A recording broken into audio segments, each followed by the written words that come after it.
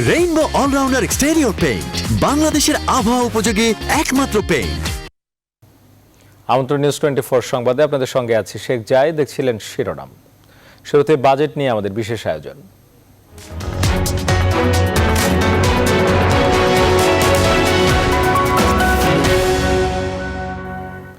হতাশার সময়ে আশার বাজেট ঘোষণা করলেন অর্থমন্ত্রী আহম মুস্তফা কামাল। প্রাণঘাতী করোনার থাবায় ধসে পড়া অর্থনীতি টেনে তোলাই যার মূল লক্ষ্য। এজন্য আগামী এক বছরে অর্থমন্ত্রী ব্যয় করতে চান 5,68,000 কোটি টাকা। মহামারীতে ব্যবসা বাণিজ্য স্থবির হলেও আয় ও প্রবৃদ্ধির লক্ষ্যমাত্রা থাকছে অনেকটাই উচ্চাভিলাষী। এরপরও 1,90,000 কোটি টাকার ঘাটতি টানতে হবে করোনাকালের এই বাজেটে। তবু অর্থমন্ত্রীর আশা রেকর্ড পরিমাণ কর্মসংস্থান তৈরি করতে নীতি সহায়তা থাকছে বাজেটে। সুলতান আহমেদের রিপোর্ট। এক অন্যরকম বাজেট। অন্য বছর যেখানে এই দিনে সংসদ ভবনে উৎসব বয়ে যায়, এবার সেখানে শুনশান নীরবতা। প্রয়োজন ছাড়া সংসদ ভবন এলাকায় আসেননি সদস্য কিংবা কর্মকর্তারাও। বৃহস্পতিবার বেলা 3টার দিকে অর্থমন্ত্রী আহম মুস্তফা কামাল তার কালো ব্রিফকেস হাতে প্রবেশ করেন সংসদ কক্ষে। ততক্ষণে সেখানে উপস্থিত প্রধানমন্ত্রী শেখ হাসিনাও। এবং 2020-2021 অর্থ বছরের বাজেট এই মহান সংসদে উপস্থাপনের অনুমতি পাচ্ছে না। মাননীয় অর্থমন্ত্রী, আপনি এখন বাজেট উপস্থাপন করবেন। স্পিকারের অনুমতি পেয়ে আহম মুস্তফা কামাল শুরু করেন তার দ্বিতীয় বাজেট বক্তৃতা। অর্থনৈতিক উত্তরণ ও ভবিষ্যৎ পথ পরিক্রমা শিরোনামে প্রস্তাবিত বাজেটের মোট আকার ধরা হয়েছে 5,68,000 কোটি টাকা। ব্যয়ের লক্ষ্য বড় হলেও মোট আয়ের লক্ষ্য থাকছে 3,78,000 কোটি টাকা। এরপরও ঘাটতি দাঁড়াবে 1,90,000 কোটি। তবে জিডিপির প্রবৃদ্ধি গেল অর্থ বছরের মতোই রাখা হয়েছে 8.2%। বাজেট ঘাটতির পরিমাণ দাঁড়াবে 1,90,000 কোটি টাকা, যা জিডিপির 6%। এখানে উল্লেখ্য, এই হার গত বাজেটে ছিল 5%। অভ্যন্তরীণ এবং বৈদেশিক উৎস হতে এই ঘাটতি মেটানো হবে। প্রস্তাব করা এই বাজেটে সবচেয়ে বেশি 85,760 কোটি টাকা বরাদ্দ রাখা হয়েছে শিক্ষা খাতে। এছাড়া পরিবহন খাতে 64,587 কোটি টাকা, প্রতিরক্ষায় 34,882 কোটি টাকা, আলোচিত স্বাস্থ্য খাতে বরাদ্দ থাকছে 29,246 কোটি টাকা, সামাজিক নিরাপত্তায় 32,166 কোটি, কৃষিতে রাখা হয়েছে 29,983 কোটি টাকা। প্রতিটিতেই আগের বছরের চেয়ে বেড়েছে বরাদ্দের পরিমাণ। করোনাকালের বাজেটে স্বাস্থ্য খাতে বরাদ্দ বেড়েছে 5,500 কোটির একটু বেশি। কোভিড-19 সংক্রমণ মোকাবেলায় গৃহীত কার্যক্রম সমূহ অগ্রাধিকার ভিত্তিতে বিবেচনায় নিয়ে বড় ব্যয়ের বিপরীতে রাজস্ব আদায়ের লক্ষ্যমাত্রা থাকছে 3,30,000 কোটি টাকা। এনবিআর বহির্ভূত খাত থেকে আদায়ের লক্ষ্য 15,000 কোটি টাকা। কর ব্যতীত অন্যান্য খাত থেকে সরকারের আয়ের লক্ষ্য 33,000 কোটি টাকা। 2021 অর্থ বছরের প্রস্তাবিত বাজেট কর্মসংস্থান বাড়াতে অর্থমন্ত্রী গুরুত্ব দিয়েছেন গ্রামীণ অর্থনীতিকে শক্তিশালী করায়। এছাড়া কোনো মানুষ যেন খাবারের অভাবে না থাকে, সেই দিকে সর্বাধিক গুরুত্ব দেওয়ার কথা উঠে এসেছে বাজেট বক্তব্যে। করোনা পরিস্থিতির প্রভাব মোকাবেলায় দুস্থদের খাদ্য সহায়তা প্রদান। ইয়া হাইয়ু ইয়া কাইয়ুমু। শেষ সময়ে অর্থমন্ত্রী পবিত্র কোরআনের কয়েকটি বাণী উল্লেখ করে সৃষ্টিকর্তার কাছে মহামারী করোনা থেকে জাতিকে রক্ষার প্রার্থনা করেন। সরকারের বছরব্যাপী আয় ব্যয়ের হিসেব বাজেটে বড় ধাক্কা দিয়েছে মহামারী করোনা। এর ফলে অনেকটা রুগ্নদশায় পড়েছে অর্থনীতি, কমে গেছে রাজস্ব আদায়। অন্যদিকে প্রকল্প বাস্তবায়নও পড়েছে বড় চ্যালেঞ্জের মধ্যে। সব মিলিয়ে আগামী বাজেটে বাস্তবায়নে কতটুকু মুনশিয়ানার পরিচয় দিতে পারেন অর্থমন্ত্রী, সেটি দেখার অপেক্ষায় সব শ্রেণী পেশার মানুষ। সুলতান আহমেদ, নিউজ 24, ঢাকা। 2020-21 অর্থ বছরের বাজেটে রাজস্ব আয়ের লক্ষ্য ধরা হয়েছে 3,78,000 কোটি টাকা। এর মধ্যে জাতীয় রাজস্ব বোর্ড এনবিআরকে ছুড়ে দেওয়া হয়েছে 3,30,000 কোটি টাকার লক্ষ্যমাত্রা। এছাড়া কর বহির্ভূত আয় 33,000 কোটি টাকা এবং এনবিআর বহির্ভূত আয় ধরা হয় 15,000 কোটি টাকা। 6% ঘাটতি ধরে এবারের বাজেটে মোট ঘাটতির পরিমাণ থাকছে 1,90,000 কোটি টাকা। নাজিয়া কোনা রিপোর্ট। সরকারের 5,68,000 কোটি টাকার বাজেটে আয়ের বড় অংশই আসবে জাতীয় রাজস্ব বোর্ড এনবিআর থেকে। সংস্থাকে 3,30,000 কোটি টাকার লক্ষ্যমাত্রা বেঁধে দেওয়া হয়েছে। এর মধ্যে আয়কর থেকে ধরা হয় 1,03,945 কোটি টাকা, ভ্যাট বা মূসক থেকে 1,25,162 কোটি টাকা এবং আমদানি শুল্ক, সম্পূরক শুল্ক ও অন্যান্য খাত থেকে 1,08,93 কোটি টাকা। এছাড়া কর বহির্ভূত আয় ধরা হয়েছে 33,000 কোটি টাকা এবং এনবিআর বহির্ভূত আয় ধরা হয়েছে 15,000 কোটি টাকা। আগামী 2020-2021 অর্থ বছরে মোট রাজস্ব আয় প্রাক্কলন করা হয়েছে 3,78,000 কোটি টাকা। এর মধ্যে জাতীয় রাজস্ব বোর্ড উৎস হতে 3,30,000 কোটি টাকা এবং অন্যান্য উৎস হতে 48,000 কোটি টাকা সংগ্রহ করা হবে। নতুন বাজেটে ব্যক্তির করমুক্ত আয়ের সীমা 50,000 টাকা বাড়িয়ে 3 লাখ টাকা করা হয়েছে, আর নারীর করমুক্ত আয় সীমা 3.5 লাখ টাকা। এছাড়া কর্পোরেট করে কিছুটা পরিবর্তন আসছে। বর্তমানে শেয়ার বাজারে তালিকাভুক্ত নয় এমন কোম্পানির কর হার 35%। 2020-21 অর্থ বছরের বাজেটে এই স্তরের কর হার 2.5% কমিয়ে 32.5% করার প্রস্তাব করা হয়েছে। শতভাগ রপ্তানিমুখী গার্মেন্টস ও টেক্সটাইল শিল্পকে প্রণোদনা দেওয়ার লক্ষ্যে আমদানিতে রেয়াতি সুবিধা এবং বৈধ পথে স্বর্ণ আমদানিতে বিদ্যমান 15% ভ্যাট অব্যাহতি দেওয়া হয়েছে। কোভিড-19 প্রভাবে করোনা পরিস্থিতিতে দেশের বেহাল অর্থনীতিকে পুনরুদ্ধারে নানা কর ছাড়ের প্রস্তাব করা হয়েছে বাজেটে। তবে এর মধ্য দিয়ে বিশাল রাজস্ব লক্ষ্যমাত্রা অর্জনকে অবাস্তব বলে মনে করছেন অর্থনীতি বিশ্লেষকরা। সেটা একটা অসম্ভব টার্গেট এবং করোনার প্রভাব তো সহজে যাচ্ছে বলে মনে হচ্ছে না। সব মিলিয়ে আমি মনে করি যে বাজেটটা কিন্তু বাস্তবসম্মত হচ্ছে না। 2020-21 অর্থ বছরের বাজেট ঘাটতি প্রায় 6%, টাকার অঙ্কে 1,90,000 কোটি টাকা। এ ঘাটতি মেটাতে ব্যাংক থেকে সরকার নেবে প্রায় 85,000 কোটি টাকা, আর সঞ্চয়পত্র ও অন্যান্য মিলিয়ে নেওয়া হবে 25,000 কোটি টাকা। এর বাইরে বিদেশি ঋণ নেওয়ার লক্ষ্য ধরা হয় 76,000 কোটি টাকা, বাকিটা বৈদেশিক অনুদান। নাজিয়া কণা, নিউজ 24, ঢাকা। বাজেট এলেই সবার চোখ থাকে কি ধরনের পণ্য আর সেবার দাম বাড়ছে আর কমছে কোনগুলোর তার উপরে। 2020-21 অর্থ বছরে প্রস্তাবিত বাজেটে পণ্যের দাম বাড়া কমার বিষয়ে বেশ কিছু ধারণা দেওয়া হয়েছে। কোনগুলোর দাম বাড়ছে বা কমছে তার বিস্তারিত জানাচ্ছেন বাবু কামরুজ্জামান। স্বাগত জানাচ্ছি এবারের বাজেটে দাম বাড়া কমার হিসাব নিকাশে। বাজেট এলেই আসলে আমরা দেখতে পাই যে দাম বাড়ার তালিকাটি আসলে বড় দীর্ঘ হয় এবং কমার তালিকাটি কিন্তু তুলনামূলক ছোট হয়। বাড়ার তালিকায় শুরুতেই যদি বলি যারা ধূমপাই রয়েছেন তাদের জন্য আসলে দুঃসংবাদ। সিগারেট, তামাক এবং জর্দার দাম কিন্তু এবার বাড়ছে। এবারে সম্পূরক শুল্ক এবং অন্যান্য শুল্ক এই খাতে বাড়ানো হয়েছে। এবং এর পরে যদি আমরা দেখি after shave, lotion, body spray এই ধরনের পণ্যগুলো ব্যবহার করছেন সাজসজ্জার ক্ষেত্রে, তাদের জন্য দুঃসংবাদ রয়েছে। এসব পণ্যও কিন্তু এবারে দাম বাড়ছে। এবং এরপর আমরা যদি লক্ষ্য করি যে আসবাবপত্রের তালিকা, সেখানে আমরা দেখেছি যে এবারে কিন্তু মূসক 5% থেকে 7.5% করা হয়েছে, অর্থাৎ এই দামি আসবাবপত্রের দাম কিন্তু এবার আরো তুলনামূলকভাবে বাড়ছে। এবার ভিন্ন প্রেক্ষাপটের বাজেট, পুনরুদ্ধারের বাজেট, সেখানে দেখতে পাচ্ছি যারা বিলাসবহুল গাড়ি কিনতে চান তাদের জন্য দুঃসংবাদ রয়েছে। গাড়ির নিবন্ধন খরচ কিন্তু বাড়ছে, সেখানে সম্পূরক শুল্ক 10% থেকে এবার 15% করা হচ্ছে। এবং এরপরে আমরা জানাতে চাই যারা একটু প্রাকৃতিক উপায়ে নিজেকে সুরক্ষিত রাখতে চান, মধু খেতে চান নিয়মিতভাবে, তাদের জন্য দুঃসংবাদ রয়েছে। মধুতে কিন্তু মূসক 0% থেকে 15% করা হচ্ছে, অর্থাৎ মধুর দাম কিন্তু তুলনামূলকভাবে বাড়ার সম্ভাবনা রয়েছে। এবং বাড়ার তালিকায় এরপরে যদি আপনাদেরকে জানাই, মোবাইল ব্যবহার যারা নিয়মিত আমরা করছি, মোবাইল সিম, সেখানে কিন্তু দাম বাড়ছে। মোবাইল হ্যান্ডসেটের দামও কিন্তু এবারের বাজেটে আসলে বাড়ানো হচ্ছে। অনলাইন শপিং এবং ই কমার্সের ক্ষেত্রে কিন্তু এবার নতুন করে শুল্ক আরোপ করা হচ্ছে, অর্থাৎ এই খাতেও কিন্তু তুলনামূলকভাবে খরচ বাড়বে, এক্ষেত্রেও সেটি বাড়ছে। এবং দাম কমার তালিকা এবার দর্শক আপনাদেরকে জানিয়ে দিতে চাই, দাম কমার তালিকা তুলনামূলকভাবে প্রতি বাজেটে আমরা ছোট দেখেছি, তবে এবার কৃষিকে অগ্রাধিকার দেওয়া হয়েছে বাজেটে। সেক্ষেত্রে কৃষি যন্ত্র এবং উপকরণের দাম কিন্তু তুলনামূলক কমছে, সেটির ঘোষণা এসেছে। শুল্ক যেটি 10% বিদ্যমান ছিল এই সব পণ্যের আমদানিতে, সেটি 1% নামিয়ে আনা হচ্ছে। এরপর পোলট্রি, ডেইরি এবং মৎস্য শিল্পের উপকরণ নিয়ে দর্শক আপনাদেরকে জানাতে চাই, শুল্ক যেটি 5% ছিল সেটি কিন্তু এবার 0% নামিয়ে আনা হচ্ছে, অর্থাৎ এই খাতের যে পণ্য সামগ্রী রয়েছে, শিল্পের উপকরণ রয়েছে, সেটির আমদানিতেও কিন্তু দাম কমবে। স্বর্ণের প্রতি যাদের বিশেষ দুর্বলতা রয়েছে তাদের জন্য কিছুটা সুসংবাদই বটে। মূসক 15% ছিল, সেটি কিন্তু এবার 0% নামিয়ে আনা হচ্ছে, অর্থাৎ এক্ষেত্রে কিছুটা সাশ্রয়ী মিলবে অনেকেরই। ট্রাক্টরে ব্যবহৃত, আমরা বলেছিলাম যে কৃষিকে অগ্রাধিকার দেওয়া হয়েছে, ব্যবহৃত যে টায়ার রয়েছে সেসব টায়ার কিন্তু ভ্যাট 15% ছিল, সেটি মোটা দাগে 0 নামিয়ে আনা হয়েছে, অর্থাৎ এক্ষেত্রেও কিন্তু দাম তুলনামূলক কমে আসবে। এবং অনলাইনে আয়কর রিটার্ন দাখিল, এটি কিন্তু এবারের বাজেটে প্রথমবারের মতো সুযোগ দেওয়া হয়েছে। অনলাইন রিটার্ন দাখিল করলে তাকে 2,000 টাকার নগদ রেয়াত সুবিধা দেওয়া হবে, এটি কিন্তু প্রথমবারের মতো প্রণয়ন করা হয়েছে।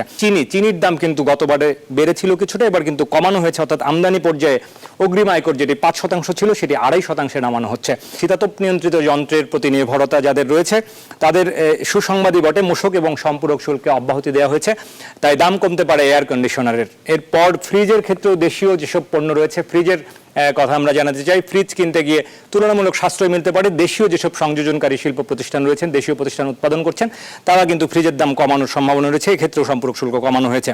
সবশেষ যেটি দাম কমার তালিকায় আপনাদেরকে জানাতে চাই, যারা আসলে এই করোনাকালীন সময়ে মানসিক স্বাস্থ্য ভালো রাখবার জন্য মেডিটেশন করছেন নিয়মিত। মেডিটেশন সেবার এসব যন্ত্রপাতি কিনতে গিয়ে আপনাকে কিন্তু তুলনামূলকভাবে মূসক অব্যাহতি দেওয়া হয়েছে। তো এই ছিল আসলে মোটা দাগে আমার কাছে বাজেটে দাম বাড়া কমার তালিকার হিসাব নিকাশ। 2020-21 অর্থ বছরের স্বাস্থ্য খাতে বাজেট প্রস্তাব করা হয়েছে 29,246 কোটি টাকা, যা 5,68,000 কোটি টাকার বৃহৎ বাজেটের 5.1%। শুধু তাই নয়, কোভিড-19 মোকাবেলায় জরুরি প্রয়োজনে বরাদ্দ দেওয়া হয়েছে 10,000 কোটি টাকা। দাম কমবে পিপিই, আইসিইউ সরঞ্জাম, পরীক্ষা কিট, সার্জিক্যাল ও ফেস মাস্কে। বিশেষজ্ঞরা বলছেন, করোনা অভিজ্ঞতা থেকে এটা স্পষ্ট যে বেহাল স্বাস্থ্যসেবা খাতকে ঢেলে সাজাতে শুধু অবকাঠামো নির্মাণ নয়, দক্ষ জনবল ও গবেষণায়ও গুরুত্ব দিতে হবে। রিশাদ হাসানের রিপোর্ট। 2020-21 অর্থ বছরে 5,68,000 কোটি টাকার বাজেটে স্বাস্থ্য খাতকে বরাদ্দ প্রস্তাব করা হয়েছে 5.1%, 29,246 কোটি টাকা, যা 2019-20 অর্থ বছরের সংশোধিত বাজেটের চেয়ে 5,554 কোটি টাকা বেশি। কোভিড-19 মোকাবেলায় বিশ্ব ব্যাংক ও এশীয় উন্নয়ন ব্যাংকের সহায়তায় দুটি বিশেষ প্রকল্প বাস্তবায়নে কাজ শুরু হওয়ার কথাও জানানো হয়েছে বাজেটে। কোভিড-19 মোকাবেলায় যে কোনো জরুরি প্রয়োজনে 10,000 কোটি টাকার থোক বরাদ্দ রাখারও প্রস্তাব করা হয়েছে। বছরের বাজেট উপস্থাপন মহামারী করোনা ভাইরাস মোকাবেলায় আইসিইউ সরঞ্জামাদি আমদানি, পরীক্ষা কিট আমদানি, উৎপাদন সহ সার্জিক্যাল ও ফেস মাস্কে প্রস্তাব করা হয়েছে মূসক অব্যাহতি। কোভিড-19 নিরোধক ওষুধের ক্ষেত্রেও 3 পর্যায়ে মূসক অব্যাহতির প্রস্তাব দেন অর্থমন্ত্রী। অমানিসার অন্ধকার আজ আমাদের চারপাশকে ঘিরে ধরেছে। রোগতত্ত্ব বিশেষজ্ঞ ডক্টর মুশতাক হোসেন বলছেন, শুধু অবকাঠামো নির্মাণ ভিত্তিক বরাদ্দ বেশি না রেখে জনবল বৃদ্ধি ও গবেষণায়ও বরাদ্দ বাড়ানো প্রয়োজন। গবেষণা প্রতিষ্ঠান মেডিকেল রিসার্চ কাউন্সিলকে অনেক শক্তিশালী করা দরকার। সেখানে একটা মহাপরিচালকের নেতৃত্বে কাঠামো গড়ে তোলা দরকার। এখন যে কাঠামো আছে মেডিকেল রিসার্চ কাউন্সিল প্রয়োজনের তুলনায় খুবই আকুঞ্চিতর। মহামারীর এই সময় বাজেটে স্বাস্থ্য খাতে বরাদ্দকৃত অর্থ পরিকল্পিতভাবে সমবন্টনের পরামর্শ জনস্বাস্থ্য বিশেষজ্ঞদের। টাকা বৃদ্ধি করাই কিন্তু স্বাস্থ্য খাতের সমস্যার সমাধান না। স্বাস্থ্য ভাবনাকে, স্বাস্থ্য ব্যবস্থাকে ঢেলে সাজিয়ে একটি কার্যক্ষম অবস্থায় আনার জন্য যেমন দরকার নতুন পরিকল্পনা, যেমন দরকার দক্ষ জনশক্তি। এছাড়াও সরকারের নেয়া 3 বছর মেয়াদী, মধ্যম ও 10 বছর মেয়াদী দীর্ঘ পরিকল্পনাকেও স্বাগত জানিয়েছেন বিশেষজ্ঞরা। মহান জাতীয় সংসদে উপস্থিত রিশাদ হাসান, নিউজ 24, ঢাকা। 7 মেগা প্রকল্পে সব মিলিয়ে প্রায় 2,000 কোটি টাকা বরাদ্দ কমেছে 2020-21 অর্থ বছরের বাজেটে, যার মধ্যে মেট্রো রেল সহ 5 মেগা প্রকল্পে আগের অর্থ বছরের তুলনায় কমেছে বরাদ্দ। তবে রূপপুর পারমাণবিক বিদ্যুৎ কেন্দ্র প্রকল্পে বেড়েছে প্রায় 700 কোটি টাকা। প্লাবন রহমানের রিপোর্ট। করোনাকালে মেগা প্রকল্পগুলোর বেশিরভাগই গতি হারিয়েছে। দেশকে এগিয়ে নিতে এসব মেগা প্রকল্পে গতি ফেরানোই সবচেয়ে বড় চ্যালেঞ্জ সামনে।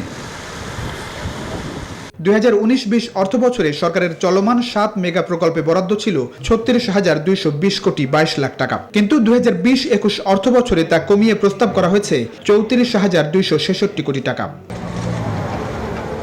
করোনার মধ্যে কাজ এগিয়ে চললেও নতুন অর্থ বছরে বরাদ্দ কমছে পদ্মা সেতু প্রকল্পে। 2019-20 অর্থ বছরে এ সেতুর জন্য বরাদ্দ ছিল 5,370 কোটি, এবার তার থেকে 370 কোটি কমিয়ে পদ্মা সেতুতে যাচ্ছে 5,000 কোটি টাকা। পদ্মা রেল সেতুতে আগের অর্থ বছরের 3,990 কোটি টাকার চেয়ে 305 কোটি কমিয়ে প্রস্তাব করা হয়েছে 3,685 কোটি টাকা। শ্রমিক বান্ধব পরিবেশ যদি আমরা না করতে পারি, ঝুঁকির সময় ঝুঁকির কিছু আমি ইনসেন্টিভ না দিতে পারি in the form of insurance, তাহলে কিন্তু গতিটা আরেকটু স্লো হবে।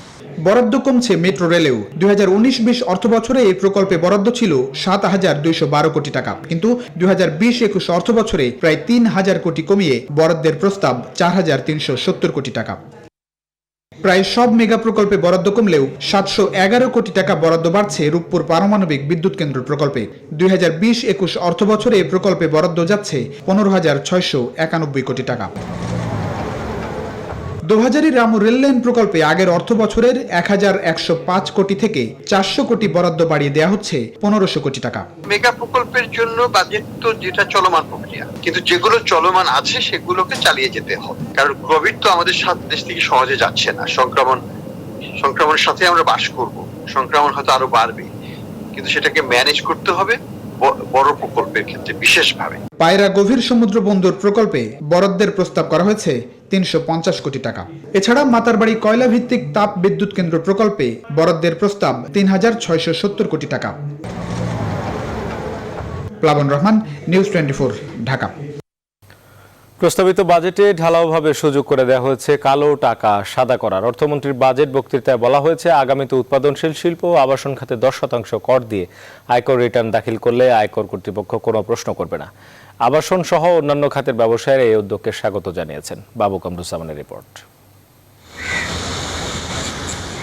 এ এক ভিন্ন প্রেক্ষাপট।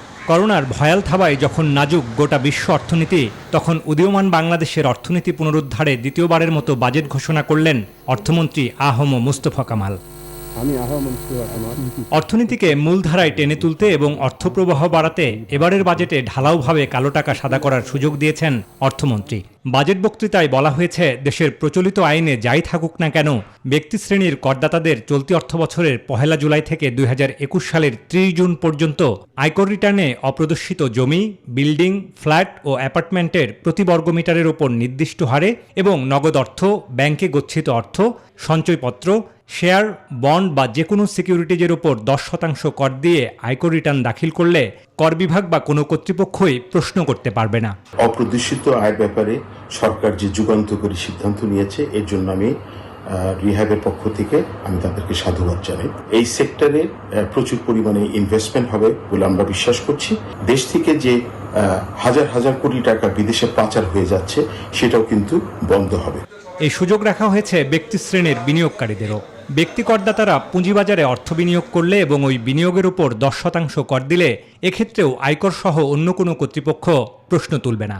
এটা পরিস্থিতি অনুযায়ী, তার বিনিয়োগের নেচার অনুযায়ী সে যদি দেখে যে না, হ্যাঁ, এখানে কর্মসৃজনমূলক প্রকল্প হয়েছে, এখানে দারিদ্র দূরীকরণের বিষয় প্রকল্প হয়েছে, এখানে একটা মানে অর্থনীতিতে গতিশীলতা আনার প্রকল্প হয়েছে, সেই ক্ষেত্রে এই প্রশ্ন করার বিষয়টা সেইভাবে বিবেচিত হতে পারে।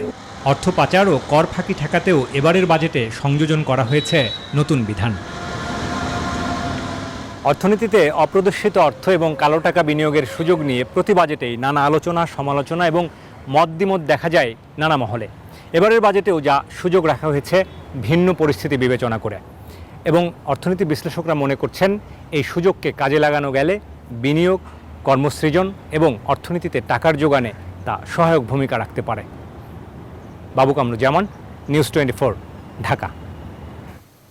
করোনাকালে জাতীয় সংসদে উত্থাপিত হলো প্রস্তাবিত বাজেট, যার বেশিরভাগ অংশই ছিল ডিজিটাল উপস্থাপনায়।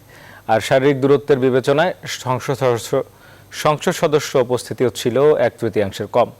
সবার মুখে ছিল মাস্ক, হাতে গ্লাভস। মহামারীর সময়ে বাজেট অধিবেশনের অচেনা চেহারা তুলে ধরছেন আশিকুর রহমান শ্রাবণ।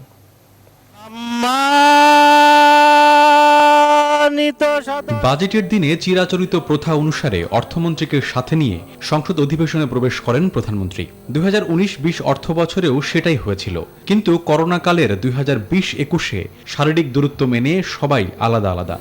জাতীয় বাজেট 2020, সব সংসদ সদস্যদের মুখে মাস্ক, হাতে গ্লাভস, অনেকে আবার মাথায় আবরণও পরেছেন। স্পিকার 2020-21 অর্থ বছরের বাজেট পেশ করতে অর্থমন্ত্রী আহম মুস্তফা কামালকে আহ্বান জানান। এবার নিয়ে মুস্তফা কামাল দ্বিতীয়বারের মতো বাজেট পেশ করলেন। বিসমিল্লাহির রহমানির রহিম। 10টি অংশে বিভক্ত বাজেট বক্তৃতার বেশিরভাগ অংশ ডিজিটাল পদ্ধতিতে উপস্থাপিত হয়, যেখানে তথ্য উপস্থাপনে ছিল প্রযুক্তির ছোঁয়া। সব মিলিয়ে এবারের বাজেট বক্তৃতা ছিল কয়েক দশকের মধ্যে সংক্ষিপ্ততম। স্বাস্থ্যকর্মী, সাংবাদিক, শিক্ষক।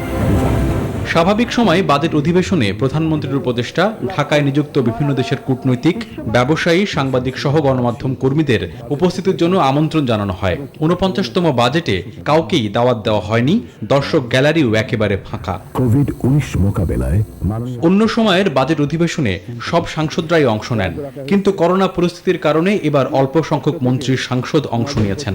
প্রধানমন্ত্রী শেখ হাসিনার আশেপাশে কয়েকটি আসন ফাঁকা করা হয়েছিল, অন্যরাও বসেছিল পর্যাপ্ত দূরত্ব বজায় রেখে।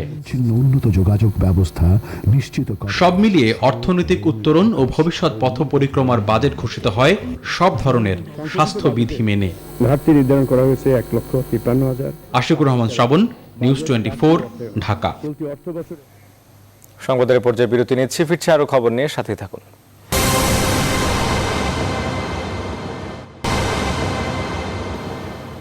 স্বাগত আরেকবার। আবারও বাজেট প্রসঙ্গ।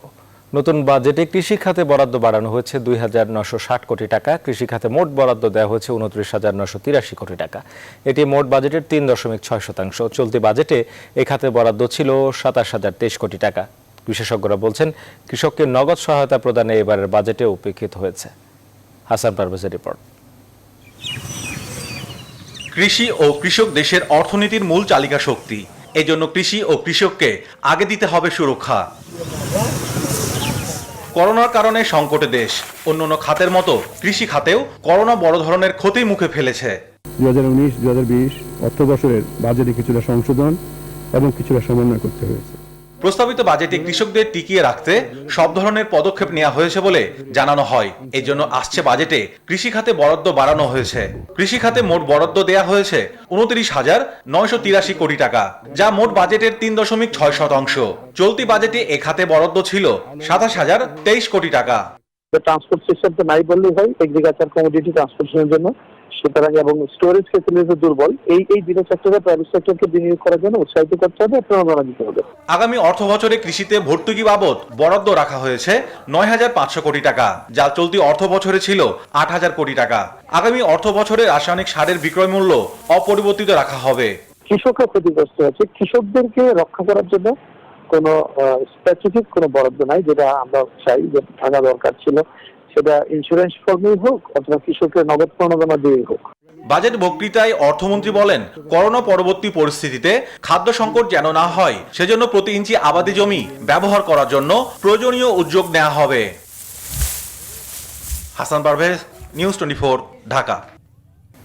নতুন করে সামাজিক সুরক্ষার আওতায় আসছে 10.5 লাখ সুবিধাবঞ্চিত মানুষ। অর্থমন্ত্রী তার বাজেট বক্তৃতায় বলেছেন, 3 ক্ষেত্রে 100টি উপজেলা থেকে নেওয়া হবে এই তালিকা। অর্থমন্ত্রী স্বীকার করেছেন, করোনার প্রভাবে এ পর্যন্ত চাকরি হারিয়েছেন কমপক্ষে 14 লাখ মানুষ। তাদেরকে নতুন কর্মজীবী হিসেবে তৈরি করতে বিশেষ উদ্যোগ নেওয়া হবে। সুলতান আহমেদের আরও একটি রিপোর্ট।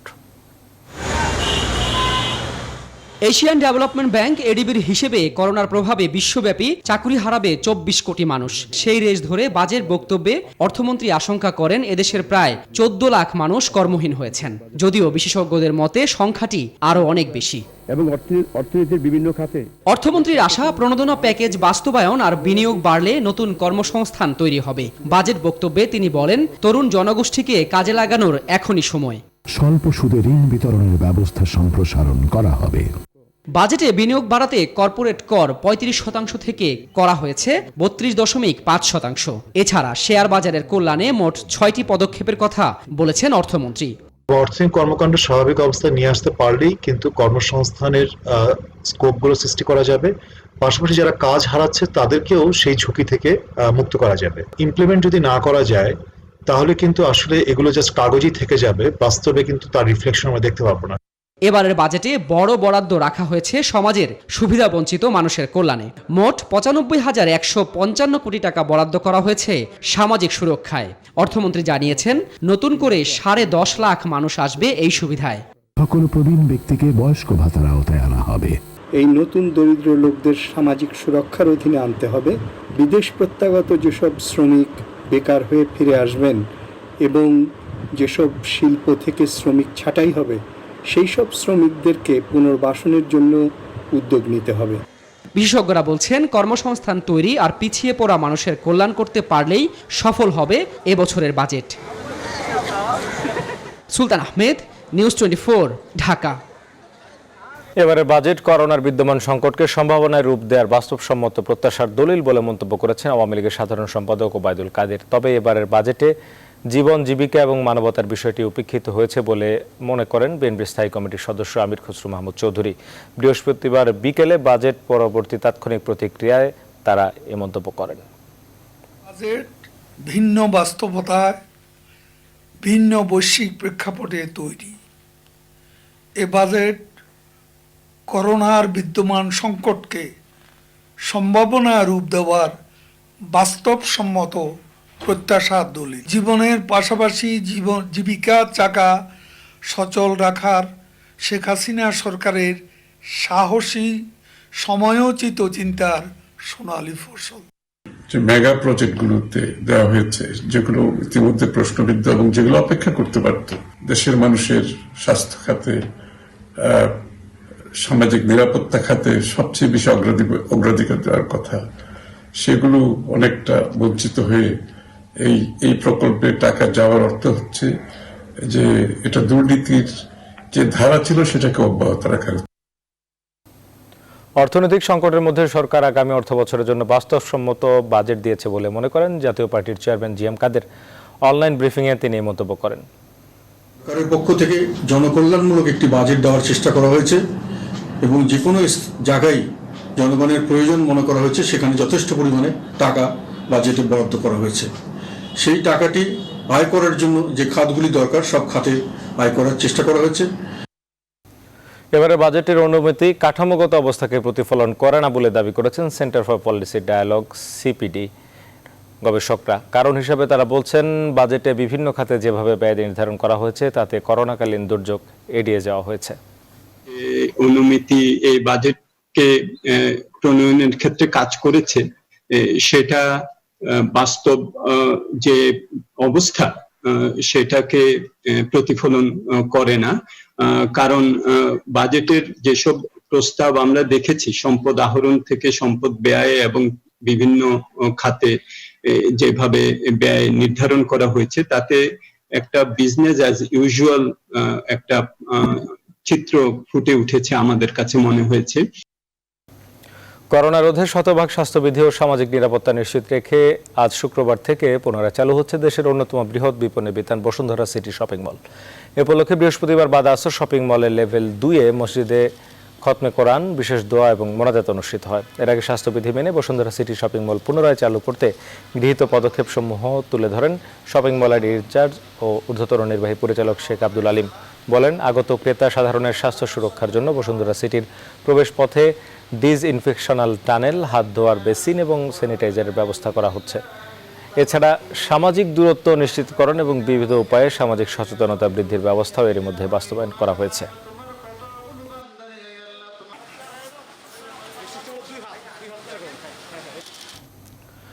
রাজধানীর কাফরুলের পশ্চিম 22টি এলাকায় 10 বছরের এক শিশুকে ধর্ষণের অভিযোগ পাওয়া গেছে। ভুক্তভোগীর পরিবার ও প্রতিবেশীরা জানায়, মেয়েটিকে ঘরে একা পেয়ে বেশ কয়েকদিন ধরেই তার উপর পাশবিকতা চালিয়ে আসছিল বাসাটির দায়িত্বে থাকা ম্যানেজার তৈয়ব আলী।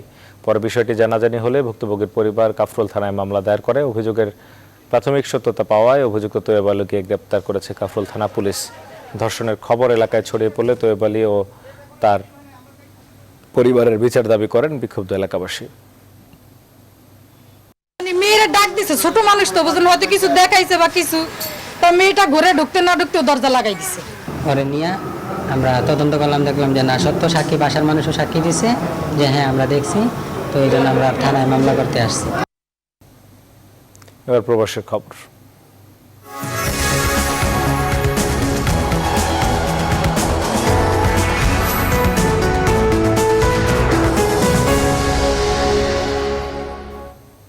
জানবো সৌদি আরবের করোনা পরিস্থিতি এবং প্রবাসীদের দেশে ফেরার অবস্থা, জানিয়েছেন সহকর্মী মোহাম্মদ আলামিন।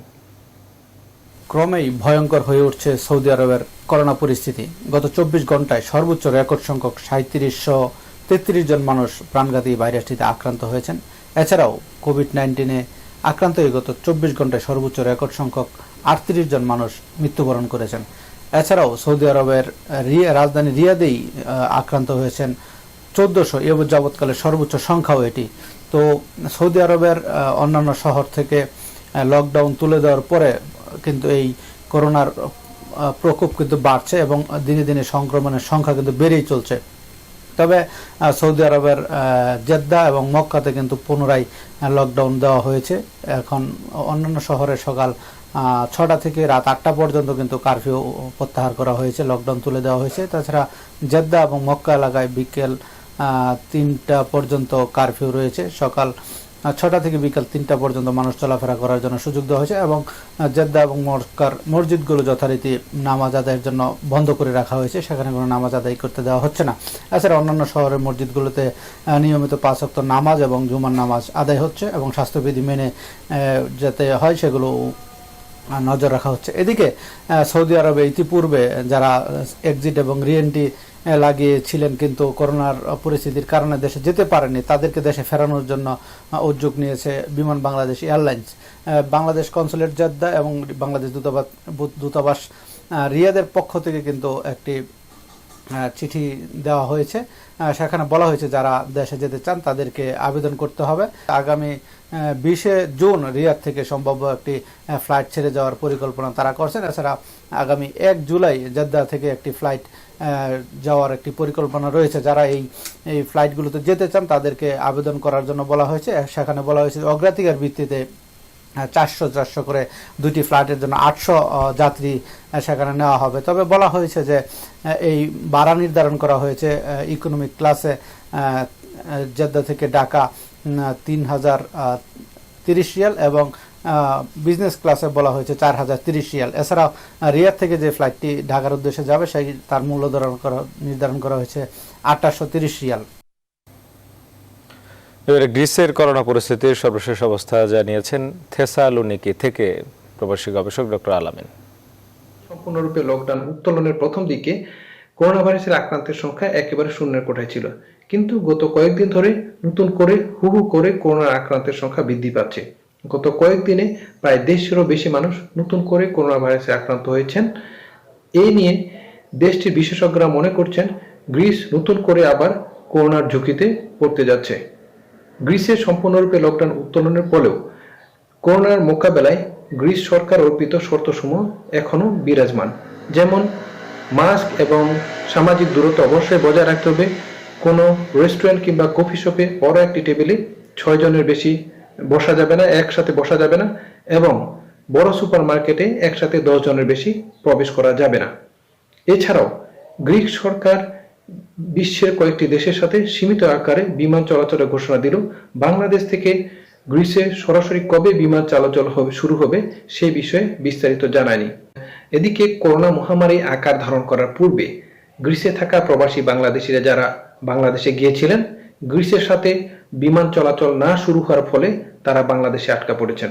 অপরদিকে গ্রিক সরকার সম্পূর্ণরূপে লকডাউন উত্তোলনের ফলে বিভিন্ন ধরনের অফিস আদালত, কলকারখানা, রেস্টুরেন্ট এবং কফি শপগুলো খুলে দেওয়াতে এই সময়ে বাংলাদেশি আটকে পড়া যারা বাংলাদেশি গ্রিসে বিভিন্ন জায়গায় কাজ কর্মের সাথে জড়িত ছিলেন, তারা যদি যথাসময়ে গ্রিসে না ফিরতে পারেন তাহলে স্থায়ীভাবে কাজ হারাতে পারেন বলে আশঙ্কা করছেন। জার্মানিতে বসবাসরত প্রবাসী বাংলাদেশি যারা করোনা মহামারীর কারণে বাংলাদেশে আটকা পড়েছেন, তাদের ফিরে আসলেই চাকরির সহ তারা ফিরে পাচ্ছেন তাদের বাসস্থান এবং আবাসন সুবিধা এবং ভিসা ফিরে পাবেন তারা। বিস্তারিত জানিয়েছেন জার্মান বাংলা প্রেস ক্লাবের সভাপতি খান লিটন। স্থায়ীভাবে বসবাসরত প্রবাসী বাংলাদেশিরা এই মুহূর্তে যারা বাংলাদেশে অবস্থান করছেন বা বাংলাদেশে করোনা ভাইরাসের কারণে আটকা পড়েছেন, তারা অতি সত্বর জার্মান দূতাবাসে রেজিস্ট্রেশন করার জন্য অনুরোধ করা যাচ্ছে। তারা চার্টার্ড ফ্লাইটে ফেরত আসতে চাইলে চার্টার্ড ফ্লাইট আয়োজনকারীদের সাথে যোগাযোগ করে তারা আসতে পারবেন। চাকরির ক্ষেত্রে তারা মালিক পক্ষের সাথে যোগাযোগ রক্ষা করলে তারা চাকরি হারাবেন না। আর যাদের বিষয়গত সমস্যা রয়েছে, ভিসা নবায়নের জন্য কোনো সমস্যা হবে না। অটোমেটিকলি তাদের বাসার ঠিকানায়, জার্মানিস্থ যে সমস্ত ঠিকানা দেওয়া হয়েছে সেই সমস্ত ঠিকানায় তাদের ভিসা নবায়ন করে পাঠিয়ে দেওয়া হয়েছে। আর তারপরও তারা যাতে স্থানীয় পররাষ্ট্র মন্ত্রণালয়ের সাথে যোগাযোগ রক্ষা করে তাদের ভিসার ব্যাপারটা সমাধান করতে পারবেন। আর যখনই তারা আসবেন তারা যাদের চাকরি ফিরে পাবেন, তাদের ভিসা ফেরত পাবেন। এই মর্মে পররাষ্ট্র মন্ত্রণালয় এবং শ্রম মন্ত্রণালয় এক প্রজ্ঞাপন জারি করেছেন। প্রবাসী বাংলাদেশিরা যারা এই মুহূর্তে বাংলাদেশে অবস্থান করছেন তারা নিশ্চিতভাবে বাংলাদেশ থেকে যখনই বিমান যোগাযোগ শুরু হবে তখন এসে তারা তাদের স্বাভাবিক জীবনযাত্রা যাপন শুরু করতে পারবেন। করোনা ভাইরাস সংক্রমণ কাটিয়ে ওঠা ইউরোপিয়ান দেশ স্লোভেনিয়া, সেখানকার সর্বশেষ অবস্থা জানিয়েছে প্রবাসী শিক্ষার্থী রাকিব হাসান রাফি। স্লোভেনিয়ার ন্যাশনাল ইনস্টিটিউট অব পাবলিক হেলথের পক্ষ থেকে প্রকাশিত সর্বশেষ প্রতিবেদন অনুযায়ী গত 24 ঘন্টার ব্যবধানে স্লোভেনিয়াতে নতুন করে আরও 2 জন প্রাণঘাতী করোনা ভাইরাস দ্বারা আক্রান্ত হয়েছেন। এই নিয়ে দেশটিতে সর্বমোট করোনা ভাইরাসে আক্রান্ত রোগীর সংখ্যা দাঁড়ালো 1488 জন এবং এখন পর্যন্ত মোট মৃত্যুবরণ করেছেন 109 জন ও সংক্রমণ চিকিৎসা শেষে সুস্থ হয়ে বাসায় ফিরেছেন 1359 জন। গত কয়েকদিন যাবৎ সংক্রমণের হার কিছুটা বৃদ্ধি পায় দেশটির প্রধানমন্ত্রী বারবার হুঁশিয়ারি করে বলে দিয়েছেন দেশটিতে হয়তোবা দ্বিতীয় ধাপে করোনা ভাইরাসের আরও একটি আঘাত আসতে পারে এবং এই ক্ষেত্রে চ্যালেঞ্জিং হবে দ্বিতীয় ধাপের এই সংক্রমণকে রুখে দেওয়া। পাশাপাশি আরও একটি জিনিসের উপর তিনি বারবার ফোকাস করছেন, আর সেটি হচ্ছে দেশটির যে অর্থনীতি, সে অর্থনীতিকে সচল করার জন্য তিনি এখন সবচেয়ে বেশি গুরুত্ব আরোপ করেছেন। ওইসিডির পক্ষ থেকে প্রকাশিত সর্বশেষ প্রতিবেদন অনুযায়ী এই কোভিড-19 পরিস্থিতির কারণে চলতি অর্থবছরে স্লোভেনিয়া তার জিডিপির 7.5 থেকে 8.5% হারাতে পারে বলে ইতিমধ্যে ভবিষ্যৎবাণী করেছেন। এছাড়াও স্লোভেনিয়া এবং একই সাথে স্লোভেনিয়ার প্রতিবেশী দেশ হাঙ্গেরিতে কোনো বাংলাদেশের দূতাবাস নেই, তাই এই দুই দেশে থাকা প্রবাসী বাংলাদেশিদেরকে যে কোনো রাষ্ট্রীয় প্রয়োজনে অস্ট্রিয়ার রাজধানী ভিয়েনাতে থাকা বাংলাদেশ দূতাবাসের সাথে যোগাযোগ করতে হয়। এই পরিস্থিতিতে অনেক প্রবাসী বাংলাদেশি তাদের টিআরপি রিনিউ করতে পারছেন না, কিংবা অনেকেরই পাসপোর্ট সংক্রান্ত জটিলতা রয়েছে, যেহেতু অনেকেই দীর্ঘদিন ধরে নতুন আবেদন করা পাসপোর্ট হাতে পাচ্ছেন না, তাই তাদের জীবন একটি হতাশার মধ্য দিয়ে যাচ্ছে। আমরা চাই দ্রুত এই হতাশাজনক পরিস্থিতির অবসান ঘটুক। পর্তুগালের সর্বশেষ অবস্থা জানিয়েছেন আমাদের সহকর্মী নাইম হাসান পাভেল। পর্তুগাল প্রবাসী এবং প্রবাসীদের চাকরির বিষয়ে বিস্তারিত বলেছেন তিনি। আপনাকে ধন্যবাদ। পর্তুগালে বসবাসরত যে সমস্ত বাংলাদেশি কোভিড-19 পরিস্থিতির আগে বাংলাদেশে ভ্রমণ করেছিলেন, বর্তমান সময়ে তাদের পর্তুগালে ফেরা নিয়ে একটি সংশয় তৈরি হয়েছে। তো এই পরিস্থিতিতে আন্তর্জাতিক সব বিমান যোগাযোগ বন্ধ থাকার কারণে তারা পর্তুগালে ফিরতে পারছেন না। শেষ খবরে আমরা পর্তুগালের যে সমস্ত এজেন্সি রয়েছে, আমরা তাদের থেকে যে তথ্য পেয়েছি, প্রায় 500-রও বেশি মানুষ বর্তমান সময়ে বাংলাদেশে আটকা পড়েছেন। তো এই বাংলাদেশি যারা আটকা পড়েছেন তারা কিন্তু পর্তুগালে ফিরতে চাচ্ছেন এবং তারা বেশ কয়েকটি প্রতিষ্ঠানের সাথেও তারা যোগাযোগ করেছে। বাংলাদেশ এয়ারফোর্স, বাংলাদেশ বিমান সহ তারা বাংলাদেশ দূতাবাস লিসবনের সাথে যোগাযোগ করেছে। তো সব মিলিয়ে এখনো পর্যন্ত কিন্তু তারা ফেরার জন্য যে কার্যত যে উদ্যোগ, সেটি কিন্তু এখনো তাদের জন্য তারা করতে পারেনি।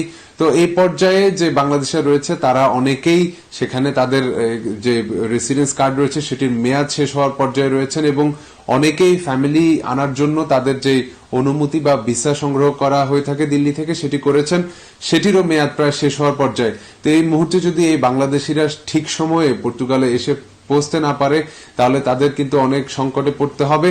তো এমন পর্যায়ে যে সমস্ত বাংলাদেশের সমস্যা রয়েছেন তারা বাংলাদেশ দূতাবাস লিসবনের পক্ষ থেকে তারা একটি সহায়তা চেয়েছেন এবং তারা বাংলাদেশ দূতাবাস লিসবনকে আহ্বান জানিয়েছে যে তাদের উদ্যোগে যেন একটি আসলে উদ্যোগ নেওয়া হয়, যার মাধ্যমে সব বাংলাদেশি আসলে নিবন্ধন করে বা সরকারের সাথে দূতাবাসের একটি যোগাযোগের মাধ্যমে যাতে একটি উপায় যেন বের করতে পারে দূতাবাস, সেই আসলে একটি দাবি তারা জানিয়েছেন। আর তারা যে কোনো মূল্যে আসলে পর্তুগালে ফিরতে চাচ্ছেন এই মুহূর্তে, কারণ তাদের ব্যবসা বাণিজ্য সহ বেশ কিছু প্রয়োজনীয়তা রয়েছে ফেরার, এবং বিশেষ করে যারা রেসিডেন্সদারি রয়েছেন তাদের রিনিউর জন্য একটি সমস্যা হতে পারে। তো সব মিলিয়ে তারা বাংলাদেশ দূতাবাস লিসবনে সহায়তা চেয়েছেন এবং তারা ইতিমধ্যেই বাংলাদেশ বিমানের সাথে বেশ কিছু বিষয় যোগাযোগ করেছেন। তবে সেখানে যে মূল্য আসলে তাদের থেকে চাওয়া হচ্ছে, তো এই ক্ষেত্রে বাংলাদেশ সরকারের একটি সুদৃষ্টি এবং দূতাবাসের একটি সমন্বয় তারা আশা করছেন। হাঙ্গেরির করোনা পরিস্থিতি জানিয়েছেন প্রবাসী শিক্ষার্থী জেরিন ফাতেমা। ইনফো কর্তৃক প্রকাশিত সর্বশেষ প্রতিবেদন অনুযায়ী গত 24 ঘন্টার ব্যবধানে হাঙ্গেরিতে নতুন করে করোনা ভাইরাস দ্বারা আক্রান্ত হয়েছেন 10 জন। এছাড়াও গত 24 ঘন্টার ব্যবধানে পূর্ব ইউরোপের এই দেশটিতে করোনা ভাইরাসের প্রভাবে মৃত্যু ঘটেছে আরও 1 জনের। এই নিয়ে হাঙ্গেরিতে প্রাণঘাতী করোনা ভাইরাস দ্বারা আক্রান্ত রোগীর সংখ্যা দাঁড়ালো 4039 জন এবং এখন পর্যন্ত মোট মৃত্যুর সংখ্যা 553 জন ও চিকিৎসা শেষে সুস্থ হয়ে বাসায় ফিরেছেন 2391 জন। সংক্রমণের হার অনেকটা কমে আসায় হাঙ্গেরির ইউরোপিয়ান ইউনিয়নভুক্ত অন্যান্য দেশের সাথে সীমান্ত সংযোগ খুলে দেওয়ার সিদ্ধান্ত নিয়েছে। প্রথম দিকে রাজধানী বুদাপেস্ট ছাড়া হাঙ্গেরির অন্যান্য স্থানে গত মার্চের 17 তারিখ থেকে চালু করা লকডাউন তুলে নেওয়া হলেও গত মাসের 29 তারিখে থেকে বুদাপেস্টেও লকডাউন প্রত্যাহার করা হয়েছে। বার, রেস্টুরেন্ট, কফি শপগুলোর নির্দিষ্ট শর্ত সাপেক্ষে খোলা রাখার অনুমতি দেওয়া হয়েছে। তবে পাবলিক প্লেসগুলোতে যাতায়াত করতে সবাইকে মাস্ক পরিধান করতে হবে বাধ্যতামূলকভাবে। অস্ট্রেলিয়ার করোনা পরিস্থিতি জানিয়েছেন সহকর্মী মাসুম বিল্লাহ। জানিয়েছেন সোমবার থেকে তুলে নেওয়া হবে আর বেশ কিছু বিধিনিষেধ সেই দেশে।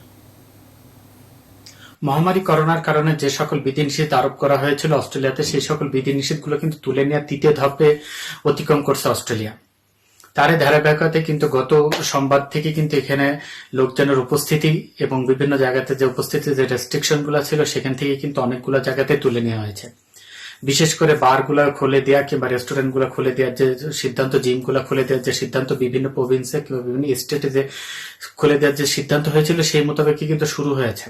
বিশেষ করে নিউ সাউথ ওয়েলসে কিন্তু আগামী সোমবার থেকে কিন্তু সেখানে এর আগে যে অনুমতি ছিল 10 জন করে, সেখানে তারা কিন্তু অনুমতি দিতে যাচ্ছে 20 জন করে একত্রিত হওয়া যাবে এবং 20 জন একত্রিত হয়ে কোনো ফ্যামিলিতে গ্যাদারিংও করার অনুমতি দিতে যাচ্ছে আগামী সোমবার থেকে। কারণ তৃতীয় ধাপে যে অবস্থানটা করতেছে সেই তৃতীয় ধাপের অবস্থান অনুযায়ী কিন্তু এখন পর্যন্ত খারাপের দিকে যায় না অস্ট্রেলিয়ার করোনা পরিস্থিতি। একটা তথ্য জানিয়ে রাখতে চাই যে বর্ণবাদী যে বিরোধী যে আন্দোলন হয়েছিল গত রবিবারে, সেই আন্দোলনের পরে কিন্তু অস্ট্রেলিয়ার অন্য একটা রাজ্য সেখানে কিন্তু ভিক্টোরিয়া বলে যে রাজ্য আছে সেখানে কিন্তু সেই আন্দোলন যারা অংশগ্রহণ করেছে তার ভিতরে কিন্তু অলরেডি 4 জন করোনাতে নতুন করে শনাক্ত হয়েছে বলে পাওয়া গেছে। এই কারণে কিন্তু ধারণা করা যাচ্ছে যে সেখানে হয়তো আরো বেশি আক্রান্ত শিকার হয়েছে কিনা সেটা কিন্তু আজকে কিংবা কালকে হয়তো পাওয়া যেতে পারে। কারণ আজকে পর্যন্ত আমাদের কাছে যে তথ্য আছে সেখানে কিন্তু অলরেডি 4 জন শনাক্ত হয়েছে সেই আন্দোলনে যারা অংশগ্রহণ করেছে। এই কারণে কিন্তু অনেকের ভিতর ভীতি কাজ করতেছে। তারই ধারাবাহিকতায় কিন্তু আগামী শনিবারে কিন্তু এখানে একটা আবারও কিন্তু একটা মিছিল হওয়ার কথা ছিল, একটা আন্দোলন হওয়ার কথা ছিল যারা রিফিউজি আছে তাদেরকে নিয়ে, কিন্তু সরকারের পক্ষ থেকে এবং এখানকার নিউ সাউথ ওয়েলসের যে হাইকোর্ট আছে সেখানের পক্ষ থেকে কিন্তু এটাকে না করে দেওয়া হয়েছে। কারণ হচ্ছে যে এই মহামারী করোনার এফেক্টেড হবে। আজকে সর্বশেষ অবস্থান যদি আমাদের জানাই রাখতে চাই, অস্ট্রেলিয়ার সর্বশেষ অবস্থা অনুযায়ী 7,285 জন এ পর্যন্ত আক্রমণের শিকার হয়েছে। এর ভিতরে সুস্থ হয়ে কিন্তু 6,781 জন কিন্তু যারা সুস্থ হয়ে অলরেডি বাড়ি ফিরে গেছেন, 422 জন যারা এখনো পর্যন্ত হসপিটালে আছে।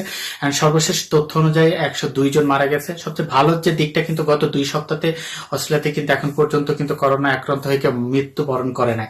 ভালোর দিকে যাচ্ছে। আজকে কিন্তু সর্বশেষ তথ্য অনুযায়ী আজকে শুধুমাত্র 9 জন ব্যক্তি এফেক্টেড হয়েছে। গতকালকে 9 জন ব্যক্তি এফেক্টেড হলো, গত পরশুদিন ছিল শুধুমাত্র 3 জন।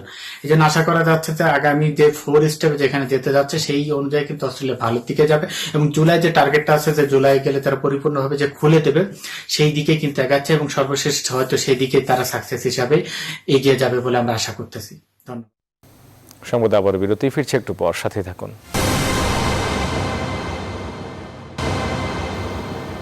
সংবাদে আবারও স্বাগত।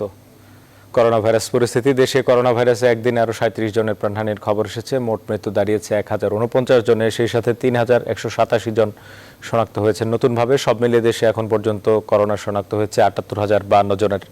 করোনা ভাইরাস সর্বশেষ পরিস্থিতি জানাতে বৃহস্পতিবার স্বাস্থ্য অধিদপ্তরের অনলাইন ব্রিফিং এসব তথ্য তুলে ধরা হয়।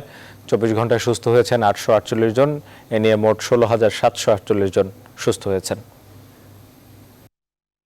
গত 24 ঘন্টায় সুস্থ হয়েছেন 848 জন। এ পর্যন্ত সুস্থ হয়েছেন 16,747 জন। শনাক্ত বিবেচনায় সুস্থতার হার 21.46%। গত 24 ঘন্টায় মৃত্যুবরণ করেছেন 37 জন। এ পর্যন্ত মৃত্যুবরণ করেছেন 1049 জন। শনাক্ত বিবেচনায় মৃত্যুর হার 1.34%। যারা মৃত্যুবরণ করেছেন তাদের মধ্যে 30 জন পুরুষ এবং নারী 7 জন। করোনা ভাইরাসে বিশ্বজুড়ে মোট আক্রান্ত 1.1 কোটি মানুষ আর মোট মৃত্যু 4,21,000 ছাড়িয়েছে। ব্রাজিলে নতুন করে 1,000-এর বেশি মানুষের মৃত্যু হয়েছে। মেক্সিকোয় 24 ঘন্টায় প্রাণ গেছে 596 জনে। যুক্তরাষ্ট্রে গেল কয়েকদিন মৃত্যুর হার কিছুটা কমে এলো। বুধবার আবারও দেশটিতে প্রাণ হারিয়েছেন 982 জন। ভারতীয় অবস্থা দিন দিন আরও খারাপের দিকে যাচ্ছে। এদিকে করোনা পরিস্থিতি উন্নতি হয় সীমান্ত খুলে দেওয়ার উদ্যোগ নিচ্ছে ইউরোপ।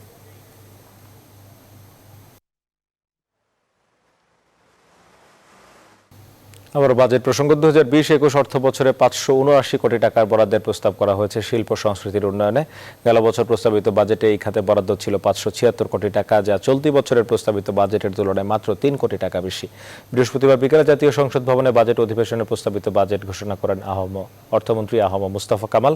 তবে করোনাকালে সংস্কৃতির সব কার্যক্রম গতিশীল করতে সরকারের পৃষ্ঠপোষকতা ও বাজেটে বরাদ্দ বাড়ানোর দাবি সাংস্কৃতিক ব্যক্তিত্বদের।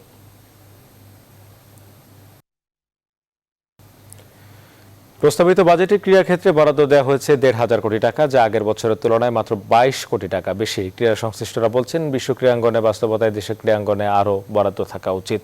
মাহফুজুল ইসলামের রিপোর্ট। বৃহস্পতিবার সংসদে ৫,৬৮,০০০ কোটি টাকার বাজেট পেশ করেন অর্থমন্ত্রী আহম মুস্তফা কামাল। বিশাল এই বাজেটে ক্রীড়া ক্ষেত্রে বরাদ্দ মাত্র ১৪৭৮ কোটি ৯৩ লক্ষ টাকা। সরকারের আর্থিক প্রস্তাবাবলী কার্যকরকরণ এবং গেল বছরের প্রস্তাবিত বাজেটে ক্রীড়া ক্ষেত্রে বরাদ্দ ছিল ১৪৮৯ কোটি ১২ লক্ষ টাকা, যেখানে পরিচালন ব্যয় ছিল ১২৭৮ কোটি ৯৭ লক্ষ এবং উন্নয়ন ব্যয় ধরা হয়েছিল ২১৪ কোটি ১৫ লক্ষ টাকা। প্রস্তাবিত এই বাজেট সংশোধিত হয়ে উন্নয়ন খাতে ৫৮ কোটি ৮৬ লক্ষ টাকা কমিয়ে করা হয় ১৫৫ কোটি ২৯ লক্ষ টাকা। এবারে গেল বছরের সংশোধিত বাজেটের তুলনায় উন্নয়ন ব্যয় ৭৮ কোটি টাকা বাড়িয়ে করা হয়েছে ২৩৩ কোটি ২৯ লক্ষ টাকা এবং পরিচালন ব্যয় গেল বছরের সংশোধিত বাজেটের থেকে ৫৫ কোটি ৬৩ লক্ষ ৮৪ হাজার টাকা কমিয়ে করা হয়েছে ১২৪৫ কোটি ৬৪ লক্ষ টাকা। ক্রীড়া সংশ্লিষ্টরা বলছেন, বিশ্ব ক্রীড়াঙ্গনের বাস্তবতার সাথে তাল মিলিয়ে দেয়া উচিত ক্রীড়াঙ্গনের বাজেট। আমাদের বাজেট করতে হবে যে কোন ইভেন্টের জন্য কি পরিমাণ বাজেট লাগবে। আমার মনে হয় যে প্রতিটা ফেডারেশনের কাছ থেকে আসে তারা কি কি চায়, সেই বাজেটগুলো কিন্তু দরকার। তারপর একটা বাজেট তৈরি করতে হবে, সেখানে কম বেশি হতে পারে এবং টাকাগুলো সঠিকভাবে বন্টন হচ্ছে কিনা সেটাও দেখতে হবে। নতুন অর্থ বছরের সংশোধিত বাজেটে পরিচালন ও প্রশিক্ষণ খাতে বরাদ্দ বাড়ানোর আহ্বান ক্রীড়া সংশ্লিষ্টদের। মাহফুজুল ইসলাম, নিউজ 24, ঢাকা। আর এই ছিল এখনকার সংবাদ আয়োজন। এতক্ষণ সাথে থাকায় ধন্যবাদ সবাই।